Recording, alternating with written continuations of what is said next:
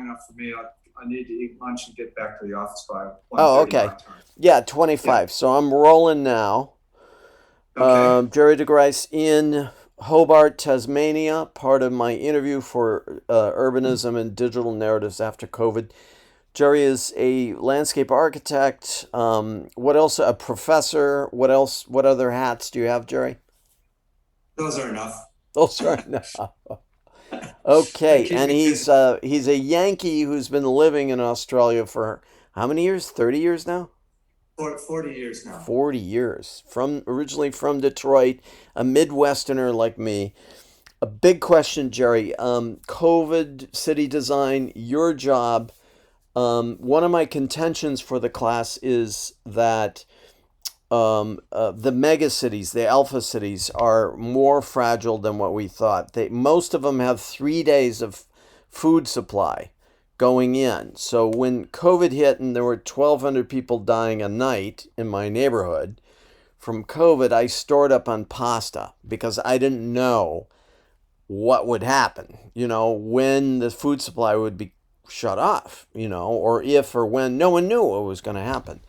Can you, and then there's this Vancouver architects, we're talking about um, uh, post peak oil. We've come over the slump. This stuff has been messy, and we've spent 500 million years of stored solar energy in 200 years, and that has changed the climate. But in terms of cities, which are supposed to be, the world is supposed to be totally urbanized, or at least 67, 70% urbanized, most of the population in these confluences, these conurbations, um, 80% inside of 20 years. Is this tenable? Is this really a good prognostication of where the world will be going after COVID, after the lesson of COVID? Well, it's certainly not tenable in its current form. Uh, we need to begin very quickly to make some massive changes in the way we do things. Energy wise, cities need to become more, they need to produce more of their own energy from the resources they have. So that would be building roofs, building walls. In fact, my contention is buildings should be they should photosynthesize in a way. Every surface on a building should Oh, be really? uh, able to absorb light, no matter how strong. I mean, when you look at a tree has got a 360-degree shape. It has leaves on all sides. It doesn't just say, well, we're going to face north at a 13-degree angle from the, et cetera, et cetera. So we need to think about building surfaces that produce clean air, clean water. We need to think about building facades or other elements that can produce food and soil.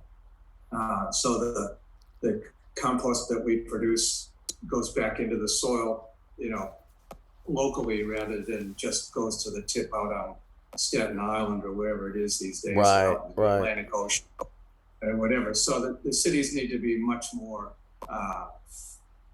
recycle. They need to recycle more. They need to produce their own energy, and they need to produce more of their own food. If density is going to be sustainable, I mean, If the benefits. density, and this group said this marbleization of cities, basically cities getting back into the sprawl in order to convert suburbs into agricultural places, because as it stands now, it takes 10 calories of petroleum to get 1 calorie of food into a city. So that, Yeah. apart from the mess and the carbon footprint and maybe the total climate change caused by this, you're saying that there were intensive ways of attaching biomass right to architecture. Yes, yeah, I am, and I think that's one direction. I think the other thing about that, the increased density that comes with the increased density is the increased need for green space around Right. in. well for public parks. I mean, that was the thing here when you couldn't, when you had to isolate at home and you were given your 1 hour of exercise, all of a sudden everybody realized how critical local green space was to them. And we, you went jogging down the footpaths up the street from me here, through the local open space network, the footpath, they were jammed with people. Wow. Because people needed some relief in green space. So in Tasmania, those were strict laws. You only had 1 hour in which you could go outside. Yeah. Wow. And that was very early in the pandemic, and as a result, we haven't had any community transmission of COVID in Tasmania for 15 or 18 months. And we are an island, so we pulled the drawbridge up, we wiped it out, and we've had a pretty normal lifestyle here as a result. Wow. On the mainland, they've had, in Victoria anyways, they've come and gone from lockdown. But the exercise element has always been there.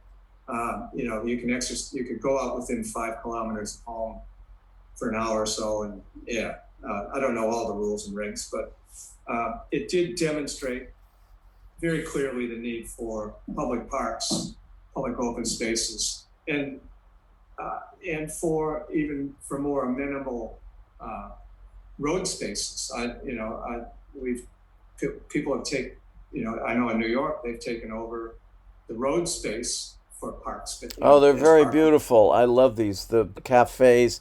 Same thing happened in your place. The cafes took over car space. So 2 or 3 car lengths in front of various restaurants, and this city is driven by, the spectacle value, the restaurants, theater, whatever, which took it over, and to me, it's been very beautiful. It's been very wonderful.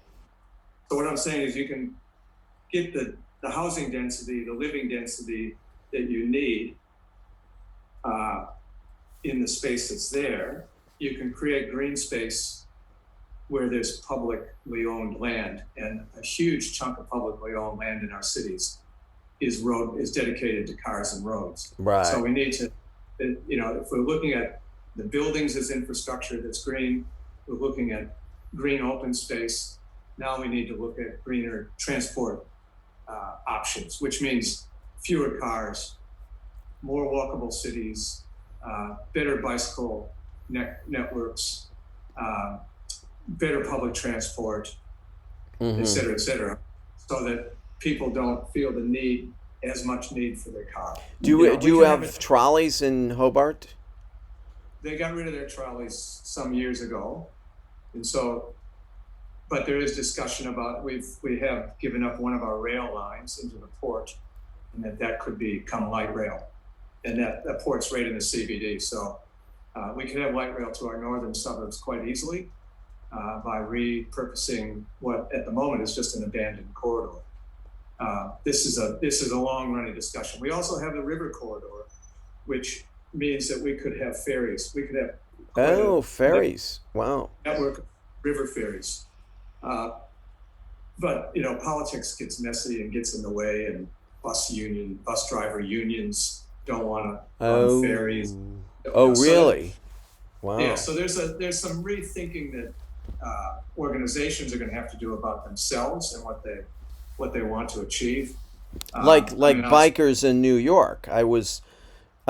Electric bikes have just taken over New York, and not just the delivery guys, but electric bike. I might replace my van with an electric bike next time because it's, Yeah, look, you can walk a certain distance to some elements of your life. You could pedal a bike further for some elements of your life, and an electric bike opens up a 10-kilometer radius. And in Hobart, which is topographically challenged, we're very much a hill city. And you can take care of the hills with electric bikes. You can eat the hills up, with electric bikes. So all old arguments about, no, nobody's going to ride a bike because of the hills. That goes out the door with an electric bike. Nobody's going to ride a bike because of the weather. Well, people ride bikes to work in Minneapolis in the weather. Our weather is just, nothing compared to what people No, put I, up I there. I ride bike 365 days a year. I do 5 miles around Prospect Park every single day. I was Yeah, biking in exactly. the snow. I never shut down. It was so speaking about Minneapolis, it was just there. But I took my sister's bike and biked to downtown St. Paul. No other bicycle. No bike lanes on University Avenue.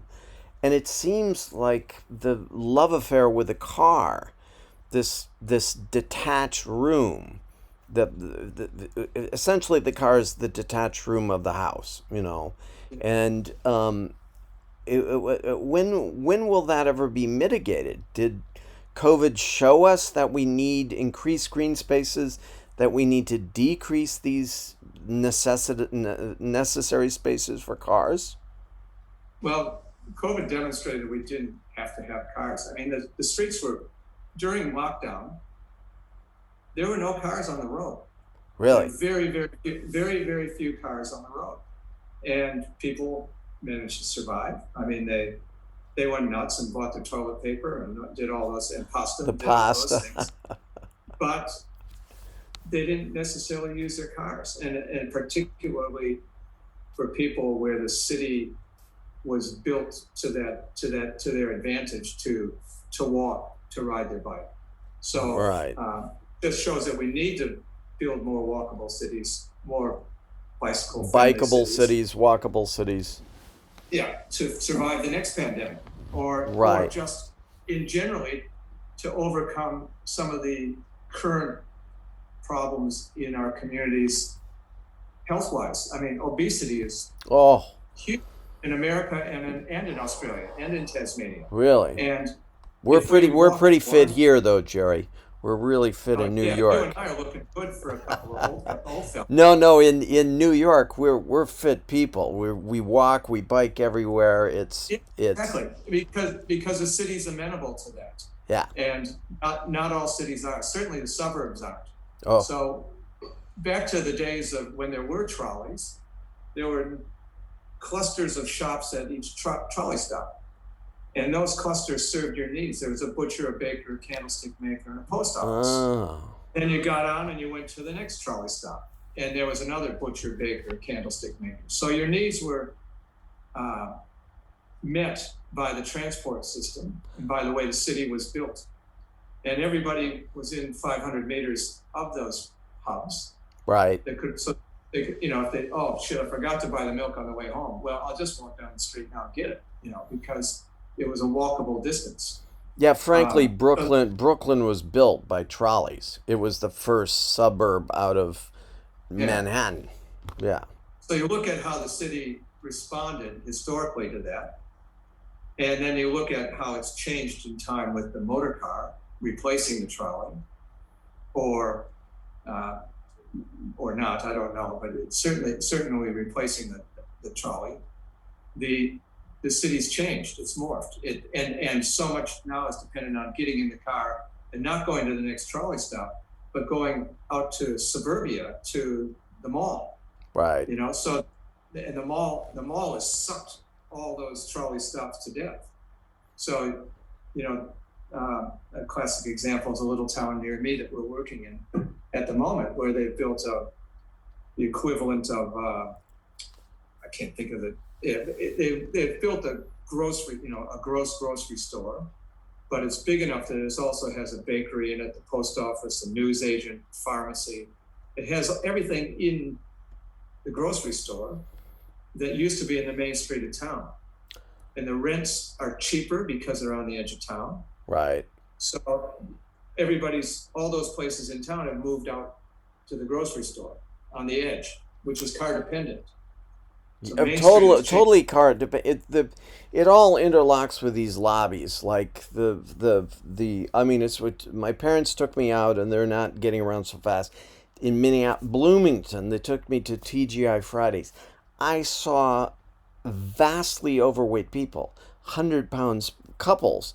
I could not even tell if they were 35 or 55 just going from their car into these mall restaurants, and I thought they're moving like my 86-year-old parents. I was shocked that maybe it's COVID. Everyone put on the COVID-19, as we call it around here. But I was very shocked that a medical lobby or a health lobby or some would want to really keep these car-driven Anglo societies immobile. They would want to Yeah. keep them unhealthy. Weigh in on that. Weigh in on, like you said, there's a similarity in these Anglo societies with the car and obesity or just being out of shape. Yeah, well, it's quite evident that car dependency is bad for our health, and it's directly, different diseases. And there's a lot of research out there. I can't quote it word for word, but that creates a direct proportionality between illness and time in the car. Different kinds of illnesses. Ah, Also, and it's bad socially. I know this one for sure that it's a direct indirectly proportional to the amount of volunteerism you do relative to the amount of time you spend in your car. So our sporting community, our sporting clubs are struggling to have membership because people have so much time in their car, they can't go and train, or they can't go and participate in competition. They right. can't go and be the mums that run the supper club. Well, the So classic much. example is LA, right? LA is a diverse city, but the sort of ghettos of different people don't meet because of the cars. That's been the classic sort of example of LA as a sprawl. That it's mitigated by the car. So socially, it's this detached room from the detached sort of palace that everyone in their Levittown house comes out and jumps in their car and goes somewhere, and sociability is mitigated by the car. Yeah, yeah, definitely. No, well, yeah, you're alone. You're not communicating. You're not communing with anybody to create community. So, and again, the amount of time you have to do that is proportional to the amount of time that you're in your car. So if you're commuting from the suburbs for an hour and a half to get to your job, and then an hour and a half home, there's 3 hours a day in your life when you're incommunicado. You might listen to a book, or you might talk to somebody on the phone, but you're not engaged in the person to person communication, which is the most valuable kind, really. Right. um, and you're not engaged in a community activity, like I say, volunteerism, working, going to church, or any of those things that people And you're talking did before. social capital, that the amount of social capital.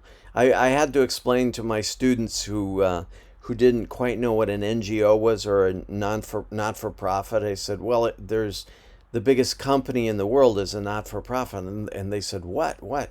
I said, parenthood. When you're when you're a parent, you give it all away for free. So Yeah. these inventions, as Virilio said, when you invent the plane, you have the plane crash. When you invent the train, it has the unmitigated disaster, the many beautiful things the car did bring. Yes. Keeping alienated farmers, having them meet each other, is attended by a disaster. How do you think a little shot over the bow like COVID helped people reanalyze? Like I like these things, biomass attached to housing, rethinking the car, rethinking the trolley, thinking about the trolley again, and it stops. What other couple kind of simple inventions could we do to remitigate the electric bike in a very topographically challenged or altitude challenged city? Yeah. Having said all that about sociability and being able to meet face to face with people, the flip side of that, the value for me actually in work and life, was to be able to have a Zoom meeting and not have to travel to it. Keeping the So, carbon footprint down by not having it finally socially acceptable, yeah, that we're going to keep the carbon footprint low and we're just going to do this. yeah, and then balance it with face-to-face meetings. But not every meeting needs you to get in the car and drive to it, or it needs you to go out the door and walk to it. And those are the kinds of meetings that Zoom has facilitated not having to go to. So I have more time in my life for other things Right. because I'm not commuting. So that's a positive that's come out of COVID for us. Um, I'm, I'm trying to think what else. Again, I come back to the green infrastructure stuff. Do you think that's really, even with certainly in New York suburbs, there's going to be a difficulty of that because the suburbs were classically designed as non-agrarian uses of land, right? And to repurpose some of those suburban lands, even though I contend the suburban ideal. You grew up in suburban Detroit, did you? yeah, yeah. So I grew up rurally. I live kind of in the urban area of Brooklyn. Um, Talk about just briefly about the narratives, how we would back up on let's call them Levittown narratives. Like you were, Okay, so maybe an approach to that is to say, look, you've got your Levittown house. It needs to do more work, right? Front lawns, for instance, demonstrate that we're so rich we don't need to yes, grow our own. We don't need to do anything. like So Louis my property XIV. in Lebanon needs to do more work. My neighborhood in Levittown needs to do more work. So let's find the vacant space in my neighborhood and dedicate that to communal activity. That's where, maybe my house in Levittown isn't big enough to have an orchard. We share an orchard. My 6 houses in my block or my 12 houses in my Levittown neighborhood block share the orchard. And then let's look at Levittown and say, oh, and here's the space where we dedicate to nature reserve, possibly, and we share that, and we Levittownies work to keep this a nature space for other beings, for other inhabitants with us, or we look to say, here's where we do something more broad acre than, like a bigger orchard, a vineyard. We share Right. these spaces. So if you look at, there's a really good example of this, and it's quite an old example, 1972, I think, in Davis, California, called Village Homes. So everybody had a home. They each had their garden plot in their backyard. They shared a neighborhood garden plot. They shared the vineyard. Then they said, well, let's share a cafe. Let's share a childcare center. Let's make our neighborhood work harder. So at the moment, our neighborhoods are lazy, if I can use that term. They don't do enough work to For shared agrarian, but also for, as you said, shared cultural capital. That's right. Even if it's just, to create a shared local library, take down the 4 back fences in our backyard and share the clothesline, the solar clothes dryer. Right. Let's share one of our garages as a bulk food storage that we're going to buy. Let's buy a 50-kilo bag of rice together and split it 4 ways for our 4 houses, in our backyard. But here's a quick question. Do you think, and I had an Italian friend who said, you Anglos invented individuality. Do you think the cowboy-driven Anglo mentality, and there is an Anglo world, Canada, America, Australia, they sort of team up against this sort of perceived communism of even what you're describing. Do you think we have to twist and bend the notion of Anglo individuality to achieve those ends psychologically? Yeah, I do. I think there's a slow evolution towards that. I think young people are more open to it than old people because they're finding they can't, for whatever reason, they can't afford to be individual anymore. own your Right. own home, own two cars, all the things that maybe my parents took for granted, your Well, parents, here's some of the in Hicksville. Some of my South Asian students, Indians, Bangladeshis, Pakistanis, will live three separate families in three stories. So yeah, they'll buy one big house, and they'll be maybe related families. Maybe they share a granny, but there's different. There's yeah, no nuclear family structure in a house that used to be for a returning GI, right, from World War II. yeah. And I think people from those kinds of countries, those Asian countries in particular, demonstrate how some of these conurbations will end up, and how the individuality is going to have to adapt to survive in those places. I mean, Hong Kong is extraordinarily dense, Right, but people are still happy. They right. still have access. They have access to open space. They have access to the water. They don't manage, pollution very well. They don't, but they have managed to live densely and still have some level of happiness, and through sharing of things, through sharing of spaces, etc. And getting over this hump that that's communism or socialism is just, it's It just does. It's not. Hopefully, COVID has taught us all a bunch of things. Like it is a communicative disease. It's not yeah, in isolation like dying of cancer. It's like it's spread. Just the wearing of the masks, which New Yorkers are pretty good at, yeah, have increased this to the notion of, well, maybe this is going to be a permanent thing.